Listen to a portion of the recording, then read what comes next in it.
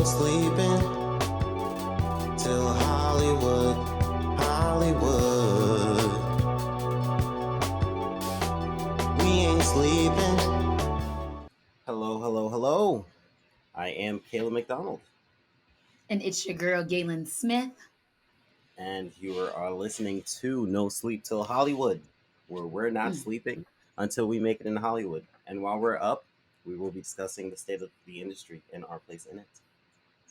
And today, we are here to talk about a show that has, in recent years, and particularly in recent weeks, consumed way too much of my time.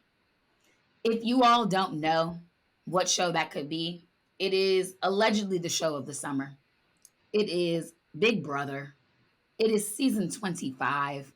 And before the first week was done, somebody already got kicked off the show for racism. So we're gonna get into Big Brother, its legacy and history with racism, and yeah, we're just gonna get into all of that. So if you guys don't know, Big Brother is a show that is 25 seasons slash 25 years old, and it basically follows a group of house guests 24/7 for over 80 days. This season it's going to be 100. It's going to be 100 days, I believe, which is the longest season ever. But 24/7, they have like 150 cameras in the house, and it is following their every move. So when they're sleeping, when they're eating, when they're playing challenges, when they're just talking, all of that is being recorded the entire time. And aired, by the way, because you could Yeah, go and to the air. websites and watch the live stream that's not being edited into the final cut Yeah, of the episodes. So for real, it's 24 a good point. hours. Yeah, it's a good point. So there's 3 episodes a week. The only one that is like a live episode is the veto challenge, which is on Thursdays this season. But other than that, you can literally watch the show 24/7, like Caleb was saying. Like that's the unedited. And then the other 2 episodes, they show the important challenges, but they are kind of edited to fit in that 60-minute time frame. But you can literally watch it right now, which is kind of insane and a little bit creepy. Like I'm It's what saying, they like sign up they for. be sleep and we just watching them sleep. Like that's not weird. Right. Yeah, no, because people will fully be like, oh my gosh, somebody twitched in their sleep. It was mad funny. You were watching? Also, it's funny because it's 24/7, except when they decide to cut the feeds. They love to cut the feeds when Right. important topics are brought up or when they do foolishness. Before we even get into the racism, like Big Brother is an interesting show and it is very problematic. This season, in addition to racism, they're doing ableism. They have a house guest who is deaf, and they did a challenge where you had to scratch records and listen to what the record said to tell you what to do. And he was playing in that competition. Mind you, this is a competition that only select players play in, and they've only done 5 or so hearing based challenges throughout the entire history of Big Brother. So, why, when this deaf contestant was playing, did they decide to do a hearing challenge? I don't know, but it makes me mad. I was very upset. And of course, they cut the feed when that was going on because they didn't Mhm. want us to know that too early. Of course, because, producers are messy, especially reality TV producers. Oh my gosh. Very much so. If I could, I would say something, but, I know. I think I know what you're union gonna say. strong. That show on the Union streamer. strong. Support the You know about the support the show on the unions. streamer though? I don't know. Because there's a show on the streamer that does a parody of Big Brother in their season with one of their characters, and you see kind of the backside. That's what I thought you were talking about. There's a show like that, but I watched it when it was like on TV. Oh, you're talking about the other show. You're talking about the other show. I know what show you're And talking about that's too. yeah, You told me to but watch that. I didn't get to but finish again, before they took it off the streamer. Yeah. Y'all, yeah. we need to strike the so we can tell y'all sometimes because now these are inside jokes, but they're not even jokes. They're just like, anyway, guys. But back to the topic at hand. Talking about racism on Big Brother. So, as I have alluded to at this point, Big Brother season 25 in the first week, a castmate was expelled before the first eviction even could happen. His name was Luke Valentine, and he decided that he was going to use the N word in a conversation with some of his house guests. And then after he used it, he laughed it off, proceeded to restart his sentence, say it again, and then laugh again. He got kicked out. Then what really made me mad, this is like the side part of it all. There were three people in the room other than him when he said it. A black contestant named Jared. Um, I don't know how Heisem identifies, but he is not black. And then Corey, a white, I want to say he's also white and gay, but I know that he is for sure white castmate. Who do y'all think when they had the full house meeting to talk about, um, Luke being evicted? Who do you think tried to bring up what happened and let everybody know what was going on? The white man named Corey. Guess who tried to shut him down? Guess who shut him down about it? Jared. Heisem and Jared. Yes. Heisem lied and said he didn't hear it, even though he was the first person to respond in the moment and get angry and walk out. And then Jared tried to act like that's not what occurred. Jared's also in hot water right now with some of like the women of the show because he's been real like misogynistic and gross. But that's another topic. So he's already disappointed. He's disappointing. His mother is actually one of the finest reality television show players of all time. So it's kind of crazy that like her son and her are both playing Big Brother for the first time, and he's trash at games. And she's like a legend on Survivor. She won the first season of Traitors. Like Sari Fields is that girl when it comes to reality. Like she that girl. Olympic and then you got her sad son. But obviously, racism on Big Brother is not just limited to this season. There has been a lot of foolishness. Right. Because let's talk about like the racial diversity on the show in general. Most of the contestants were predominantly white until 2020. And that's because the CBS execs like made it a mandate. They said, okay, like 50% could be white. Let's get some BIPOC, which as we all know is anyway. And also let's think about it, Caleb. What else do we know that was going on in 2020? The George Floyd protest. Yeah, no, that summer. That was a wild summer, and everybody's responses were like, that's what makes me laugh about like that's why I say with the BIPOC when I have the shade about it is if your response to Black Lives Matter was BIPOC, you still missed the point. BIPOC is not just black folks. So BIPOC, for people don't know, Black, Indigenous, people of color. I, as a Black woman, have an issue with being lumped in with people of color because we also know that like there are other ethnicities who don't like Black people besides white folks. So lumping it in as people of color as a way to quote unquote solve racism actually just in a lot of ways still perpetuates anti-Blackness, which if we look at season 24 of Big Brother and we think about the experience of Taylor Hale, who ultimately went on to become the second Black winner of Big Brother and the first Black woman to win Big Brother, there were non-white people who also were a part of the anti-Blackness that she experienced. So making it BIPOC did not actually help that moment. And that's why I have issues with like all of that. Going to what Caleb was saying about 2020, in 2021, the first Black person to win regular Big Brother, the first Black person to win any Big Brother was Tamar Braxton on Celebrity Big Brother. Let's be very clear, give her props. But the first person to win regular Big Brother, first Black person was in 2021. Then that was Xavier Prather. I have issues with some of the gameplay by the time we got down to it, but like that was such an important season because that was the season of the Cookout. Even if you didn't watch Big Brother, you heard about the Cookout. Like it was an all Black alliance, 6 players, and they systematically got everybody out. So the last 6 weeks of the show, it was an all Black house.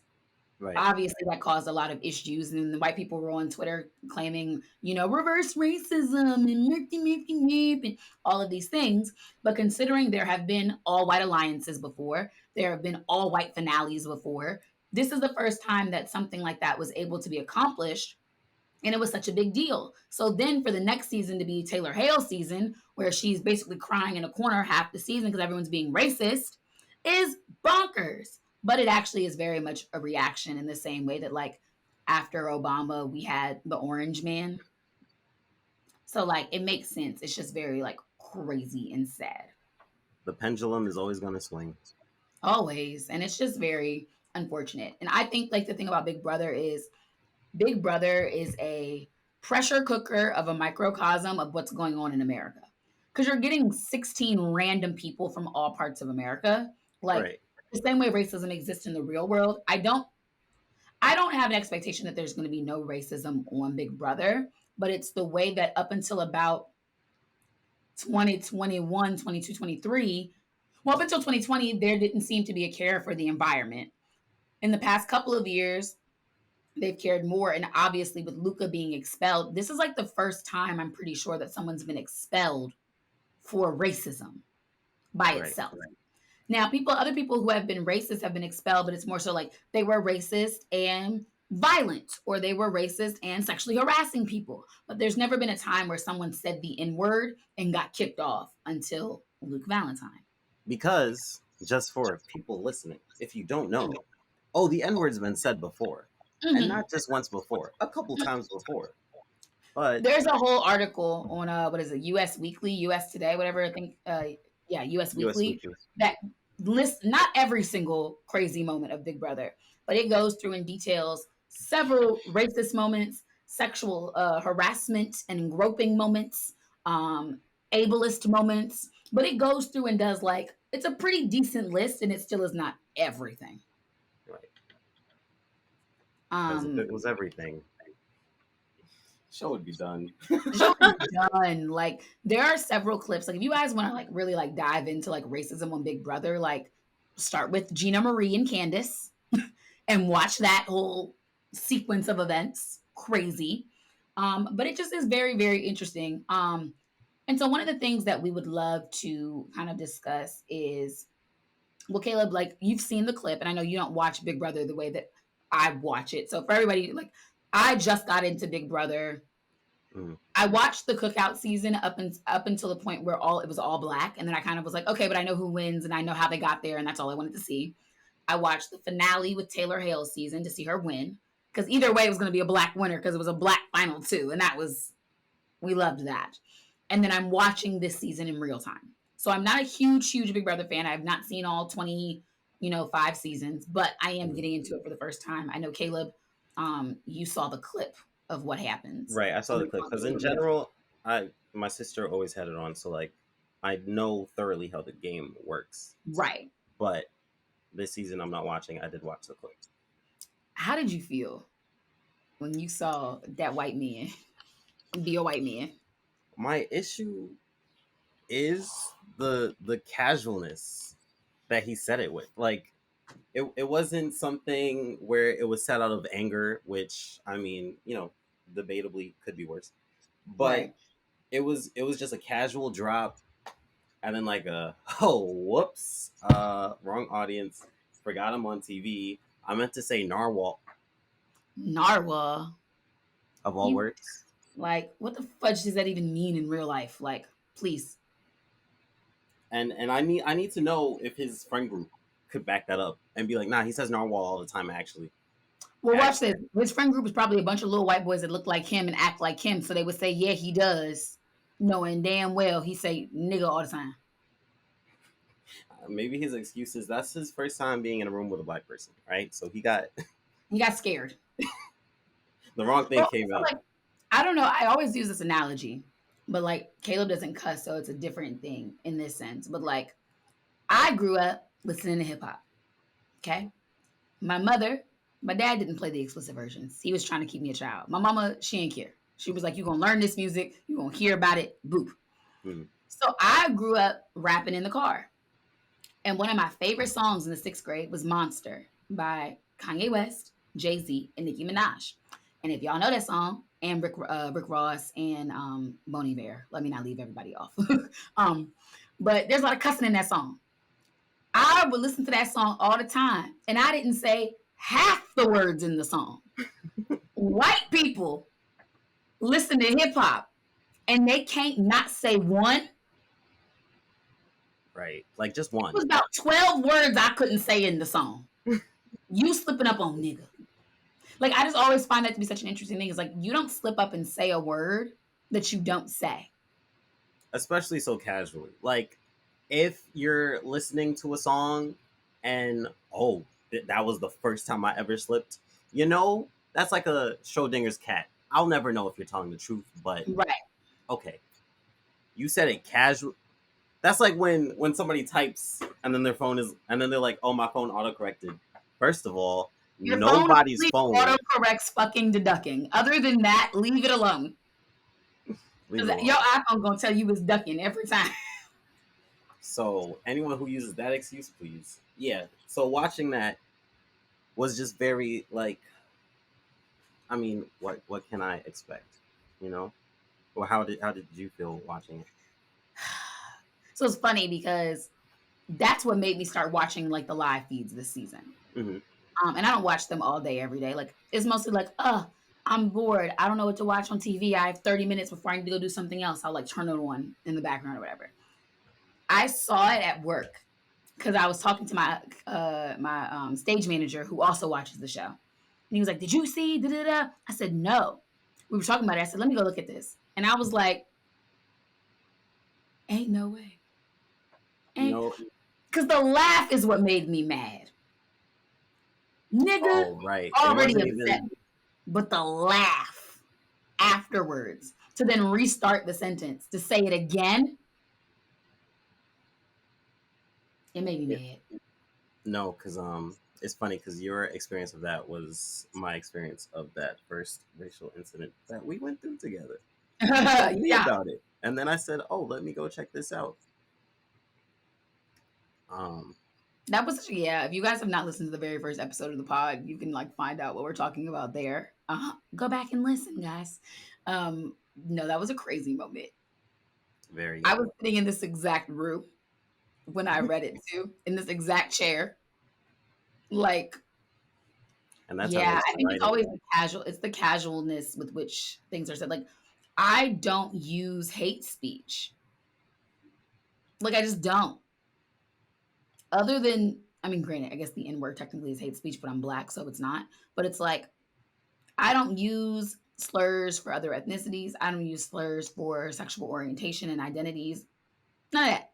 You're never going to catch me slipping saying any of these words. So it's just like how casual he was about it just tells me who he is as a person and what he does. And I don't Which like it. also, because I'm getting into the psychology of it now. For that to slip throughout a reality TV season, okay, fine. But week one, when like You could not be racist for more than 5 days.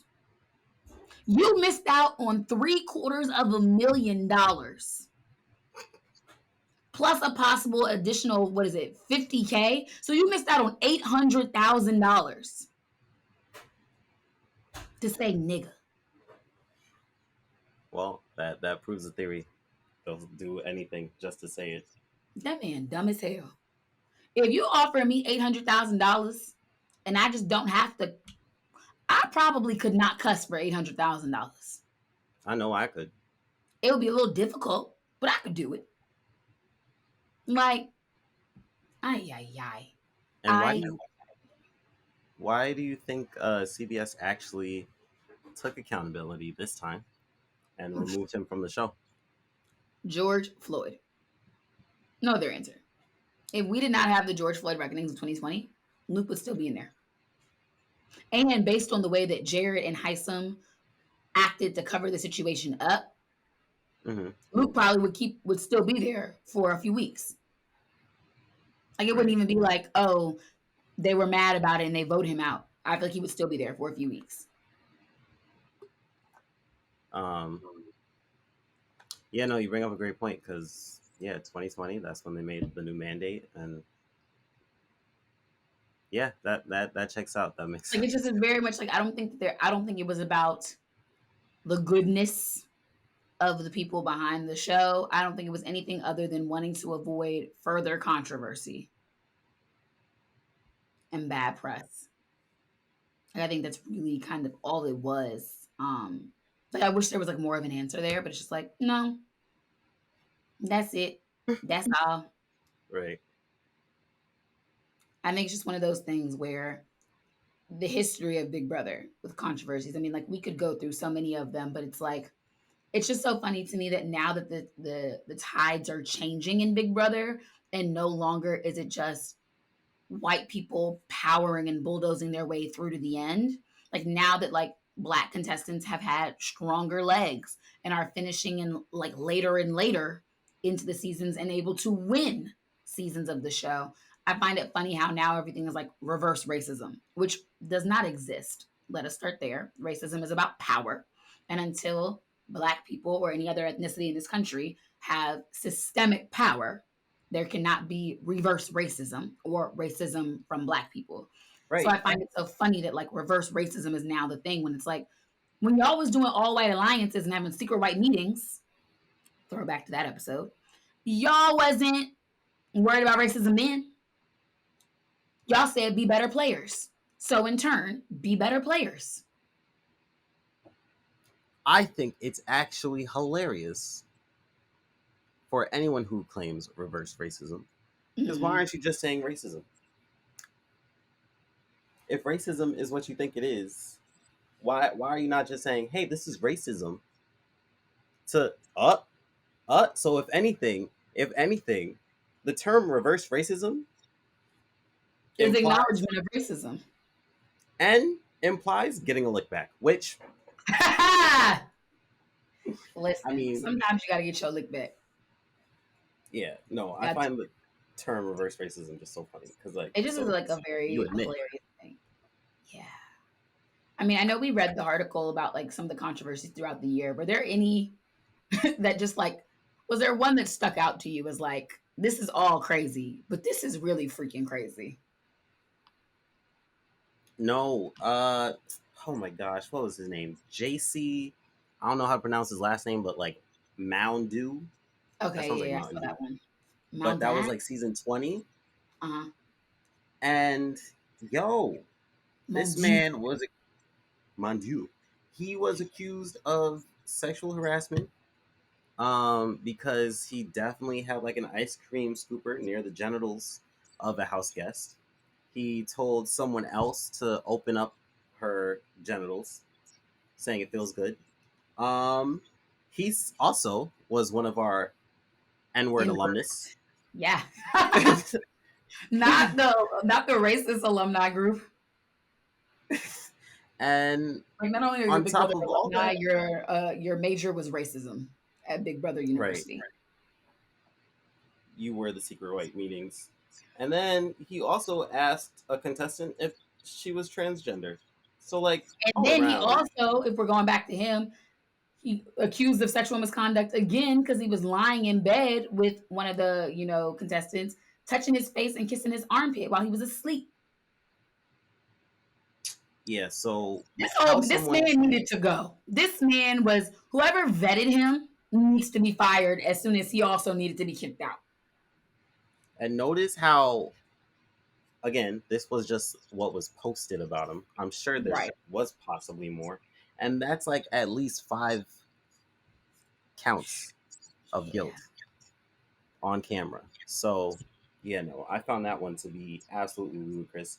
I know you were telling me about Gina Marie, but do any Gina stick out to Marie, you? Aaron, and Spencer, because they all were like the ringleaders of that mess. I've only seen the clips, but basically they turned the whole house, like all these white people, and it was Candace and the black man, and everybody in the house was against them. They was throwing their stuff in the pool, ruining their personal items. Basically, had them like locked up in a room because they were basically fighting the whole house. The two Mhm. black people were basically fighting the whole house because they were just being racist bullies, just terrible, nasty humans. But then, Yeah. you know, Gina Marie and Aaron. Oh, I'm sorry. Aaron also called one of the an Asian house guest. She referred to the Asian people as. She basically was talking about their eyes. I'm not even going to say it, but she was talking about their eyes. Yeah. She called the black girl Candace Aunt Jemima. She told the Korean house guest Helen Kim to go make some rice. Gina Marie and Spencer. They made a lot of bigoted comments. Spencer was praising Adolf Hitler. Oh, I missed that part of the sentence. So yeah, that whole like thing. But if you guys ever like, if you really want to see it, like look at the clips of like the Gina Marie versus Candace thing. Like it was very, it felt very Bad Girls Club. But at least the difference on Bad Girls Club was it's a whole bunch of girls fighting. But when it becomes Mhm. all white people ganged up on the two black house guests, that just takes a different turn for me. Where I'm like, this goes Yeah. from like bullying and bad behavior to like this is very clear example of racism. And yeah, I don't know. As a black person who's getting into Big Brother in these newer years, I think it's easier to be a fan because we're seeing that they're getting rid of people, even if it is for whatever reason. They're getting rid of people. They are making a better effort to increase the diversity of the cast. But I don't know how you could watch the first couple seasons as a black person and not be ready to fight. Because I'd be ready to fight. And me personally, I couldn't have been in the house during them lawless land years. Because if it's lawless, if we all just getting our licks in, Hmm. your licks was words. But when I throw a shoe at your head, it's lawless land, ain't it? Cause and like my issue is again, I think we touched on it briefly, but the the thing with reality TV is you are taking very average sounds wrong, but They're normal Americans for the most yeah, part. I mean, unless we're normal watching a show like Americans, Keeping Up with the Kardashians or something like that, where we're following celebrities. right? But this is just people being selected to be a part of an experiment at the end of the day. That's what it is. Yeah, And so like any of the racism that has been portrayed on this show isn't a portrayal of like the experiment or the game show specifically. No, it's a portrayal of real life. America and where we're all coming from. Which is kind of scary in some ways when you think about it. It's like this is what's happening on TV. Like this is what people feel comfortable doing in front of the cameras. Right. Imagine what they feel comfortable doing without cameras. Yeah. It's kind of terrifying when you think about it Quite, actually. that way. On that very lovely, happy note, you guys, this has been another episode of the No Sleep Till Hollywood podcast. Thank you guys for listening. Obviously, season 2 has taken an interesting turn because of the strikes. And so, things look a little bit different for us. But we thank y'all for listening. If you want to follow us, you can follow us at No Sleep Till Hollywood on Instagram. And you can follow me at G Smitty with 2 T's and 4 Y's on anything with an @ symbol. And I'm gonna scoot in here. If you want to follow me, I understand. It's at Caleb Subtitles. So go follow that too. But yes, this has been another episode of the No Sleep Till Hollywood podcast. I don't know why my voice just dropped in all of a sudden. But thank you guys so much for listening. Until next time, good night, good morning, good afternoon, bonjour, bonsoir, adios, bye Keep it guys. real.